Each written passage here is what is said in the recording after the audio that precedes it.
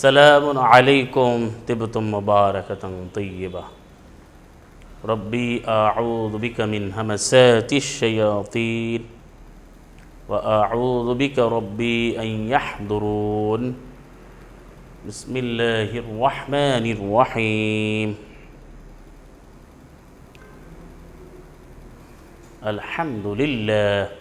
अल्हम्दुलिल्लाहि व सलामुन अला इबादिहिल्लज़ीना इस्तफ़ा अल्हम्दुलिल्लाहिल्लज़ी हदाना लिहाज़ा वमा कुन्ना लिनहतदिया लौला अन हदानल्लाह लहुल मुल्कु व लहुल हम्द व हुवा अला कुल्लि शैइन क़दीर रब्बि इश्रह ली सदरी व यस्सिर ली अमरी वहलुल उक़दतम मिन लिसानी यफ़क़हू क़ौली सुब्हानक ला इल्म लना इल्ला मा अल्लमतना इन्नका अंतल अलीमुल हकीम।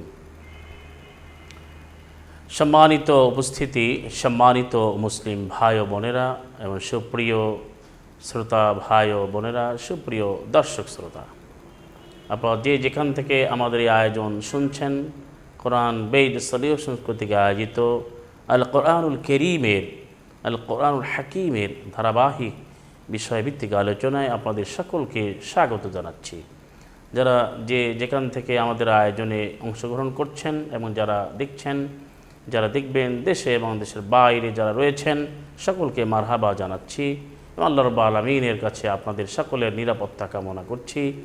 আল্লাহ যেন আমাদের সকলকে আল কোরআনুল কারীমের ভিত্তিতে জীবন গঠন করার তৌফিক দেন। আল্লাহ রাব্বুল আলামিন বলেছেন সূরা রাদের 2 নম্বর আয়াতে, 13-2-তে এবং আপনার 15 নম্বর সূরা হিজরের 6 নম্বর আয়াতে এবং 13 নম্বর আয়াতে যে অধিকাংশ মানুষই কোরআন ঈমান আনবে না, কোরআন মানে না। আর 15 নম্বর সূরার 6 আল্লাহ বলেছেন যে সাইয়েদনা মুহাম্মদ যখন এই কোরআন যখন নাজিল হয়েছে, তিনি যখন আল কোরআনুল কারীমের প্রচার করছেন, প্রতিষ্ঠা করেছেন, তার জীবনে প্রত্যেকটি অঙ্গনে প্রাঙ্গণে দিক ও বিভাগে আল কোরআনুল কারীমের প্রত্যেকটি বিধানকে সাফল্যজনকভাবে, সার্থকভাবে, পরিপূর্ণভাবে তিনি প্রতিষ্ঠিত করেছিলেন। তখন তার উপরে যখন কোরআন অবতীর্ণ হয়েছিল, কাফেররা তখন বলেছিল ওয়াকালু ইয়া আইয়ুহাল্লাযী নুজ্জিলা আলাইহিয যিকর ইন্নাকা লামাজনুন। কাফেররা তখন বলল, হে যার উপরে এই একমাত্র মহাসংবিধান, চূড়ান্ত মহাসংবিধান আল কোরআন যিকর অবতীর্ণ করা হয়েছে, তুমি তো একটা আস্ত পাগল। আজকের যে সমাজের অবস্থা, সারা বিশ্বে মানব জীবন অসংখ্য মতবাদের মধ্যে রয়েছে, অসংখ্য মানব রচিত মানুষের তৈরি করা মতবাদে রয়েছে। সেখানে নানাবিধ তাদের মাযহাব, তরিকা এবং মানব রচিত বিভিন্ন মতবাদ, বিভিন্ন তন্ত্রমন্ত্র দিয়ে জীবন পরিচালনা করছে। এখন যখনই এদেরকে আল কোরআনের কথা বলা হয়, তখন তারা বলা হয় এ তো পাগলামি কথা, সমাজে তো কোরআন চলে না। এবং এই জন্য প্রত্যেকটি জায়গায় কিন্তু সমস্যা বিরাজ করছে। কিন্তু কেউ বলছে না যে কোরআনই মানতে হবে, অথচ আল্লাহ রাব্বুল আলামিন কি চমৎকারভাবে আমাদের কাছে একটি বিধান দিয়েছেন, স্থায়ী বিধান, যে বিধান একমাত্র কল্যাণে পরিপূর্ণ। আল্লাহ রাব্বুল আলামিন এই কোরআন সম্পর্কে বলেছেন ওয়াতাম্মাত কালিমাতু রাব্বিকা সিদকা ওয়া আদলা, সূরা নামের 115-তে, হে রাসূল তোমার রবের কথা সত্য ন্যায় পরিপূর্ণ করে দেওয়া হয়েছে।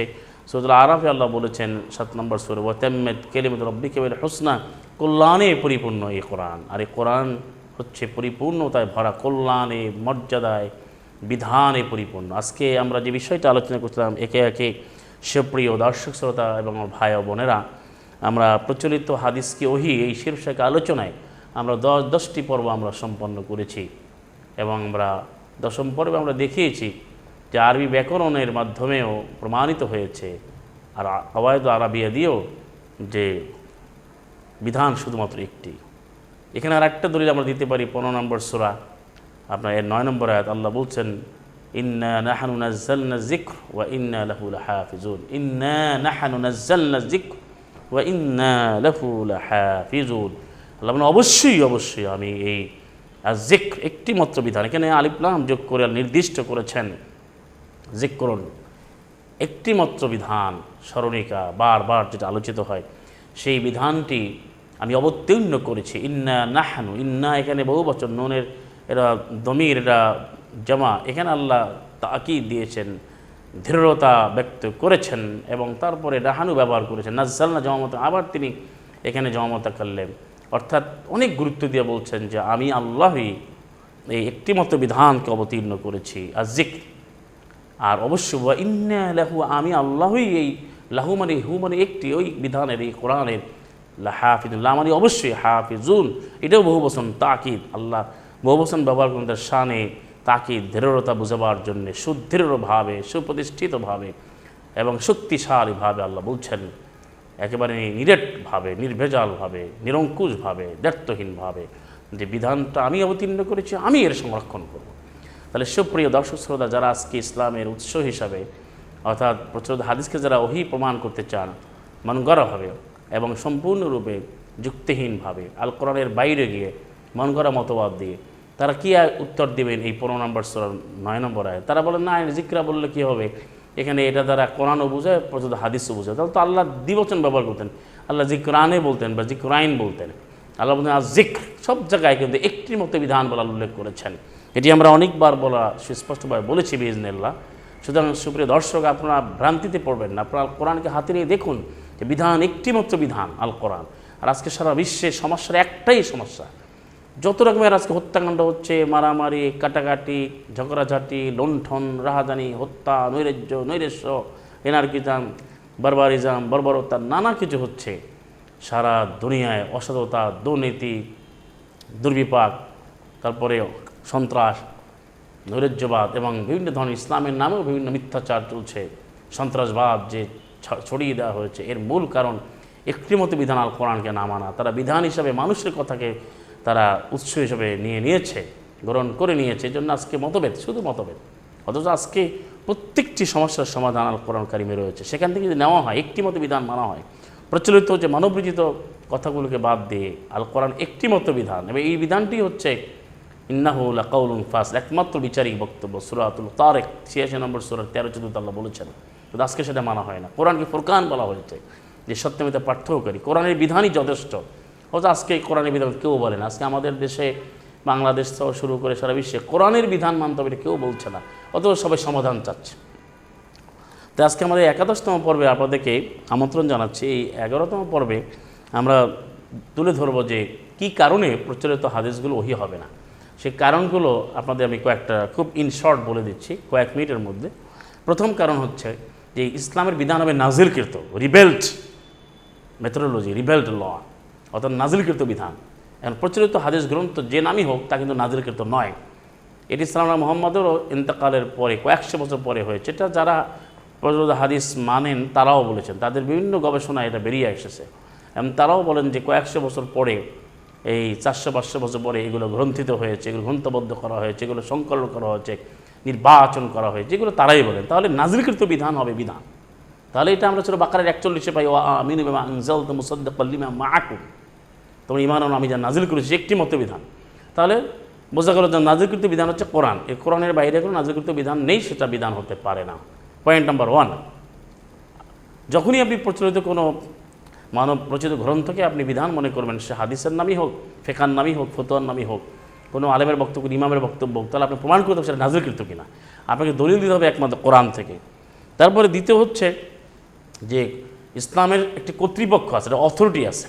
আপনাকে বলতে হবে অথরিটি কে, মানে ইসলামের who is the soul and whole authority, একমাত্র কর্তৃপক্ষকে, অথরিটিকে, সেটা আপনাকে বুঝতে হবে। ইসলামের একমাত্র কর্তৃপক্ষ হচ্ছেন আল্লাহ রাব্বুল আলামিন, আল্লাহ সুবহানাহু ওয়া তাআলা। আপনারা কেউ কি বলতে পারবেন যে ইসলামের কর্তৃপক্ষ বা একমাত্র নিরঙ্কুশ অথরিটি হচ্ছে আল্লাহ ছাড়া আর কেউ? সালামুন আলাল মুরসালিন হচ্ছে আল্লাহর দাস, ইবাদুম মুকরামুন। তারা কিন্তু ইসলামের অথরিটি না, তারা ইসলাম পালনে তারা আদিষ্ট, ইসলাম অনুসরণে আদিষ্ট, ইসলাম প্রতিষ্ঠা আদিষ্ট। যেটা আপনাকে বারংবার আমি বিভিন্ন আয়াত দিয়ে এখানে উল্লেখ করেছি। আমাদের এই চ্যানেলে অনেক আমাদের লেকচার রয়েছে আল কোরআন কারীম থেকে, আপনারা সেটা দেখবেন, ভিজিট করবেন, আপনারা সেটাকে স্টাডি করবেন, সেটা আপনারা শুনবেন, শোনার পরে কমেন্ট করেন, কোরআনটা হাতে নিয়ে পড়ুন যে ইসলামের অথরিটি একজন, সেটা হচ্ছে আল্লাহ। বল হে নবী তুমি বলো, হু আল্লাহু আহাদ, আল্লাহ একক, আল্লাহু সামাদ, তিনি হচ্ছে অমুখাপেক্ষী। এখন যদি বলেন যে ইসলামের অথরিটি আল্লাহ একটা অথরিটির অংশ এবং সালানা মুহাম্মদ একটা অথরিটির অংশ, তাহলে সালানা মুরসালিন যত নবী রাসূল এসেছেন সমস্ত নবী রাসূলরা ইসলামের অথরিটির একটা অংশ। তাহলে আপনি প্রমাণ করেন, কোন আয়াত দিয়ে করবেন? এখানে আল্লাহ হচ্ছেন একমাত্র অথরিটি। আর সেই আইনটা তিনি দেন, সেই আইনটা ক্যারি করেন, সেটা প্রাপ্ত হন, এই আইনে প্রাপক হচ্ছেন সালামুন আলাল মুরসালিন, আর সালামুন আলা মোহাম্মদ রাসূলুল্লাহ সাল্লাল্লাহু আলাইহি, তিনি হচ্ছেন এই আয়াতের প্রাপক। তার অন্তরে ঢেলে দেওয়া হয়েছে, আল্লাহ বদ্ধমূল করে দিয়েছেন, তিনি এটা প্রচার করেছেন, প্রতিষ্ঠা করেছেন। সুতরাং অথরিটির মধ্যে আল্লাহ ছাড়া আর কেউ আসে না। তার দ্বিতীয় পয়েন্ট হচ্ছে, পয়েন্ট নাম্বার 2, খুব ভালো করে বুঝবেন যে ইসলামের কর্তৃপক্ষ হচ্ছেন আল্লাহ রাব্বুল আলামিন।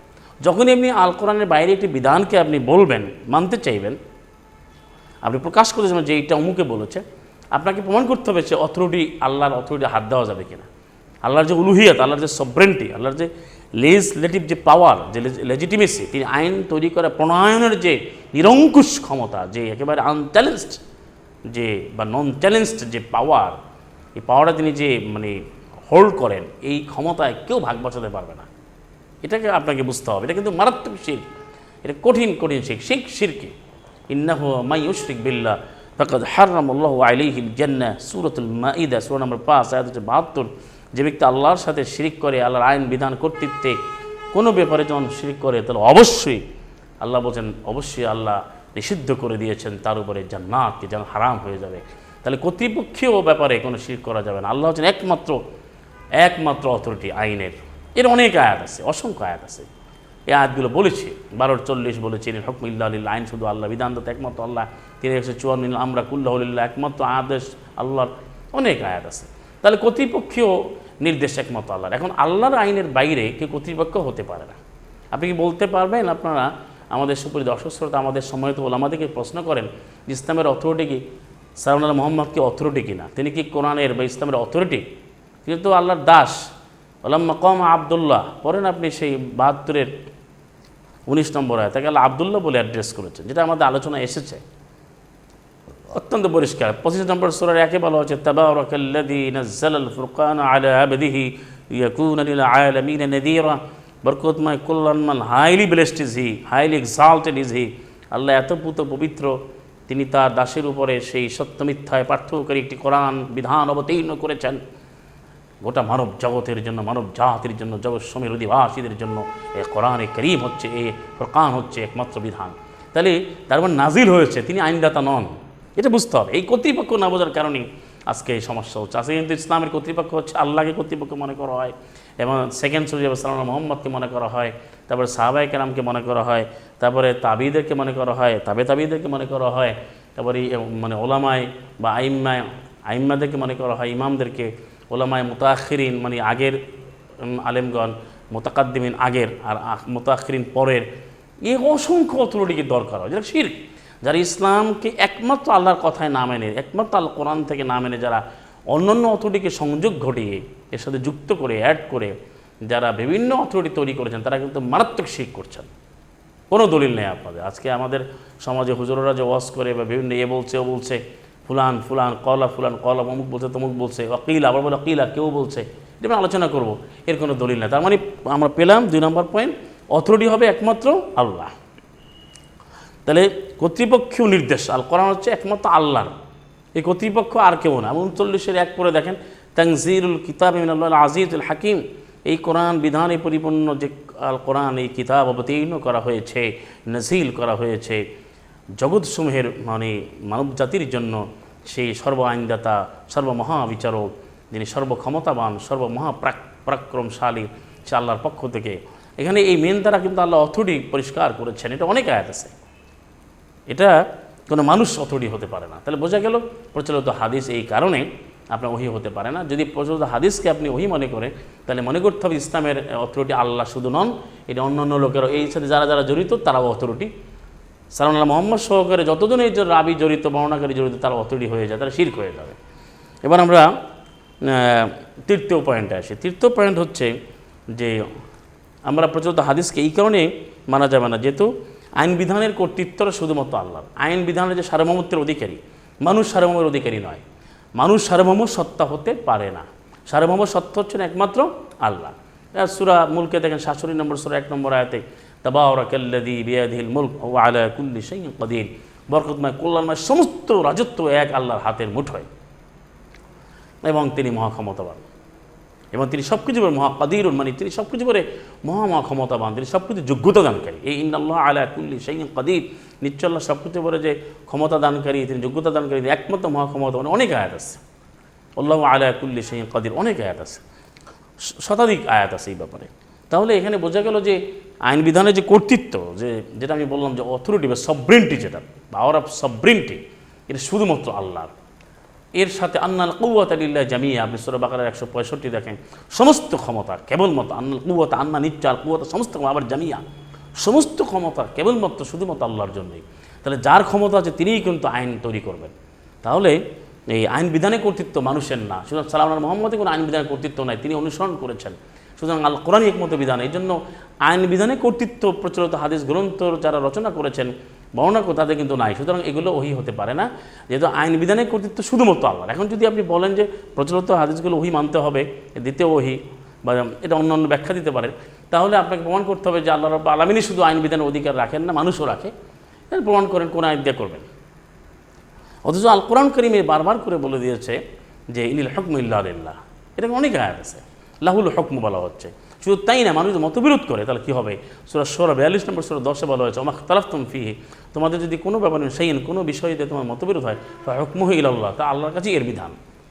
বাবা বলে যে ভালো হুকমু লিল্লাহ আলিয়্যিল কবির, সূরা আপনার গাফিরের 40 নম্বর সূরা 12 দেখেন, 12 থেকে 15 বলা হচ্ছে ভালো হুকমু লিল্লাহিল আলিয়্যিল কবির, সমস্ত আইন বিধান সেই সর্বমহান একমাত্র সর্বোচ্চ আইন আল্লাহর জন্যে। সুপ্রিয় দর্শক শ্রোতা, আমরা হচ্ছে 3টি পয়েন্ট আলোচনা করলাম যে আইন বিধান করতে শুধুমাত্র আল্লাহ। যদি আপনি প্রচলিত হাদিস ওহী বলতে চান, তাহলে আপনাকে প্রমাণ করতে হবে যে আল্লাহর কর্তৃত্ব ছাড়াও আরও কর্তৃত্ব আছে, আল্লাহর আইন ছাড়াও আরও আইন আছে, আল্লাহর ক্ষমতা আরও ক্ষমতা আছে। ও যে কোরআন তা বলে না, কোরআন কমপক্ষে 2 থেকে 250 আয়াত আছে যে সমস্ত কর্তৃত্ব, ক্ষমতা, সার্বভৌমত্ব কেবলমাত্র আল্লাহ।